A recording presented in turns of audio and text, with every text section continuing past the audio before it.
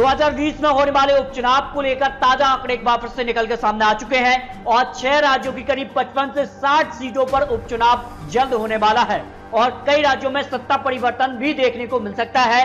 क्या कुछ आंकड़े इन 6 राज्यों की उपचुनाव पर निकलकर सामने आ रहे हैं, तो क्या कहते हैं सबसे ताजा आंकड़े। इसके अलावा विधानसभा चुनाव यहां पर बिहार में होने वाला है, लेकिन इसके अलावा यहां पर उपचुनाव के लिए 55 से 60 सीटों पर जल्द चुनाव आयोग इसके लिए ऐलान करने वाला है। तो यहां पर अमित शाह और मोदी का क्या प्लान होगा इन 55 सीटों को जीतने के लिए, क्योंकि अपनी अपनी शाख के अलावा कई राज्यों में सत्ता परिवर्तन भी देखने को मिल सकता है। इस कारण से कांग्रेस और बीजेपी में ही इन राज्यों में काफी कड़ी टक्कर देखने को मिलने वाली है, क्योंकि यहां पर अगर बात करें तो कांग्रेस और बीजेपी में ही यहां पर इन राज्यों में एक बड़ी चुनौती रहेगी। अपनी अपनी शाख बचाने के अलावा सरकार बचाने की भी अब काफी कवायद चलने लगी है। अगर बात करें गुजरात में ज्यादा असर देखने को नहीं मिलेगा, लेकिन 8 सीटों पर जो है उपचुनाव है और यहां पर मोदी का गढ़ माना जाता है और 8 सीटों पर जो कांग्रेस के प्रत्याशी थे उन्होंने इस्तीफा दिया था। इस कारण से यहां पर 8 सीटों पर उपचुनाव होना है और 8 सीट कहीं ना कहीं कांग्रेस और बीजेपी का जो यहां पर अगर बात करें तो विधानसभा चुनाव के जो आंकड़े थे, भारतीय जनता पार्टी ने यहां पर 99 सीट हासिल की तो कांग्रेस ने यहां पर 80 सीट हासिल की। लेकिन पूरे देश के अंदर जहां मोदी लहर थी तो कांग्रेस ने यहां जबरदस्त यहां पर बीजेपी को टक्कर दी। इसके अलावा हाल ही में राज्यसभा चुनाव से पहले यहां पर कांग्रेस के 8 विधायकों ने इस्तीफा दिया था। इस कारण से यहां पर उपचुनाव होना है और उपचुनाव के लिए क्या कुछ आंकड़े यहां पर निकलकर सामने आ रहे हैं। इसके अलावा जो ओपिनियन पोल यहां पर गुजरात की 8 सीटों के लिए निकलकर सामने आ रहा है, क्योंकि 8 सीट वो है जो कांग्रेस के बड़े यहां पर विधायकों ने इस्तीफा दिया था। इस कारण से ये सीट खाली है, लेकिन कांग्रेस को यहां पर 8 में से 5 सीट मिल सकती हैं जो सर्वे यहां पर निकलकर सामने आ रहा है। इसके अलावा 2 सीट यहां पर बीजेपी के पाले में जा सकती है, तो 1 सीट अन्य के खाते में यहां पर जाती नजर आ रही है। यानी आने वाले चुनाव काफी महत्वपूर्ण होने वाले हैं, विधानसभा चुनाव हो या फिर उपचुनाव हो। विधानसभा चुनाव की बात करें तो सबसे पहले बिहार में होने वाला विधानसभा चुनाव, इसके बाद पश्चिम बंगाल काफी महत्वपूर्ण राज्य होगा, असम, गुजरात, यूपी समेत कई राज्यों पर भी उपचुनाव होने हैं और इसके साथ विधानसभा चुनाव भी होने हैं। तो ये उपचुनाव काफी महत्वपूर्ण है। हो सकता है बिहार विधानसभा चुनाव के समय ही यहाँ पर उपचुनाव करा लिया जाए। इसके अलावा अगर बात करें तो उत्तर प्रदेश में भी 7 सीट खाली हो चुकी हैं, क्योंकि वर्तमान में अगर बात करें तो जो है 7 सीटों पर उपचुनाव जल्द यहां पर ऐलान हो सकता है।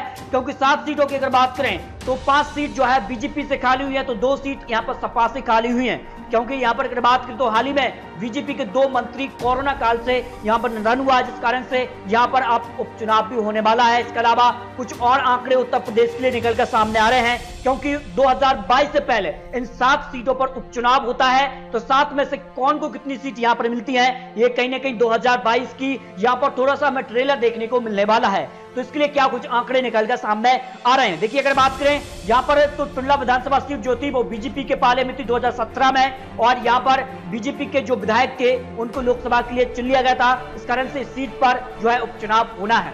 बांगरमाऊ विधानसभा सीट की बात करें तो 2017 में भी इस सीट को बीजेपी ने ही जीता था, लेकिन बीजेपी विधायक जो यहाँ पर थे उन पर दुष्कर्म का मामला है। इस कारण से हाईकोर्ट ने इस सीट पर जो है विधायक की सदस्यता रद्द कर दी है।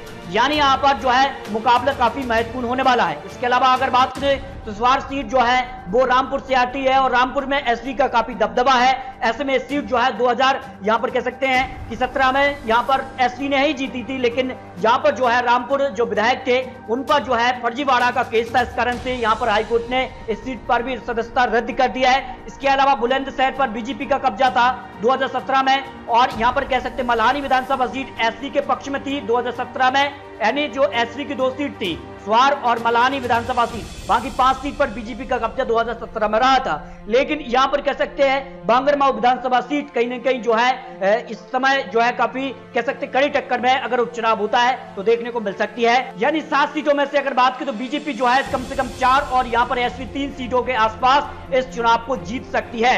यहाँ पर जो बड़े आंकड़े निकलकर सामने आ रहे हैं। अब देखिए मणिपुर के आंकड़े अगर आपको दिखाएं तो मणिपुर में भी यहाँ पर 13 विधानसभा सीटों पर उपचुनाव हो सकता है आने वाले समय में यहाँ पर आंकड़ा बढ़ जाए, क्योंकि 2 विधायक ऐसे हैं जिनका अभी पता नहीं है कि उन्होंने इस्तीफा दिया है नहीं।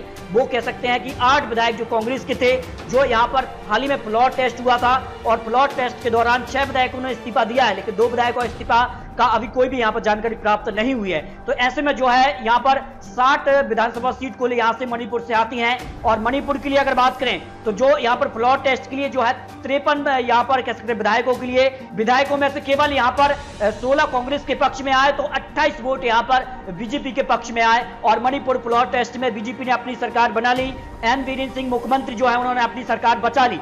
यानी कि यहां पर अब जो वर्तमान में सीटें खाली हो चुकी है, यानी 60 विधानसभा सीट के लिए जो अब यहां पर उपचुनाव होना है, वहां पर 13 से 15 सीटों पर यहां पर उपचुनाव होने वाला है। यानी मध्य प्रदेश के बाद अगर बात करें तो 13 से 15 सीटों पर अब मणिपुर में भी उपचुनाव होना है। और उपचुनाव के लिए अगर आंकड़े देखें तो यहां पर अगर कांग्रेस की बात करें तो कांग्रेस के पास वर्तमान में 16 विधायक ही हैं और 2 विधायक ऐसे जो अभी उन्होंने इस्तीफा नहीं दिया है, यानी 18 का आंकड़ा अब कांग्रेस के पास है। और ऐसे में अगर 15 सीटों पर उपचुनाव हो जाता है, 15 सीट कांग्रेस यहां से निकाल लेती है, तो जो बहुमत का आंकड़ा है 31 सीटों का, वो से आसानी से पार कर लेगी। यानी मणिपुर में अगर उपचुनाव हो जाता है तो कांग्रेस की वापसी हो सकती है। ये आंकड़े यहां पर निकलकर सामने आ रहे हैं मणिपुर के लिए उपचुनाव के लिए।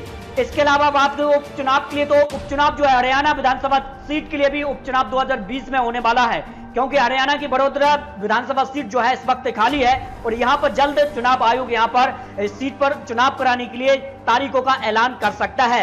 लेकिन यहां पर लड़ाई जो है पूर्व सीएम और वर्तमान सीएम मनमोहन लाल खट्टर के बीच छिड़ चुकी है। और पूर्व सीएम ने यहां पर सीधे तौर पर चुनौती दी है वर्तमान सीएम मनोहर लाल खट्टर के लिए कि वो चुनावी मैदान में यहां पर बड़ोदरा से उतरे, क्योंकि यहां पर जो कांग्रेस का इस सीट पर गढ़ माना जाता है आंकड़ों के हिसाब से 2009 में भी यहां पर कांग्रेस ने जीत दर्ज की थी, 2014 में भी यहां पर जीत दर्ज की और 2019 में भी इस सीट पर जो है बड़ोदरा विधानसभा सीट पर कांग्रेस ने ही यहां पर जीत दर्ज की है। इस कारण से यहां पर सीधे तौर पर पूर्व सीएम ने वर्तमान सीएम को यहां पर चैलेंज दिया है कि इस सीट पर वो यहां पर बीजेपी की तरफ से प्रत्याशी के तौर पर उतरे।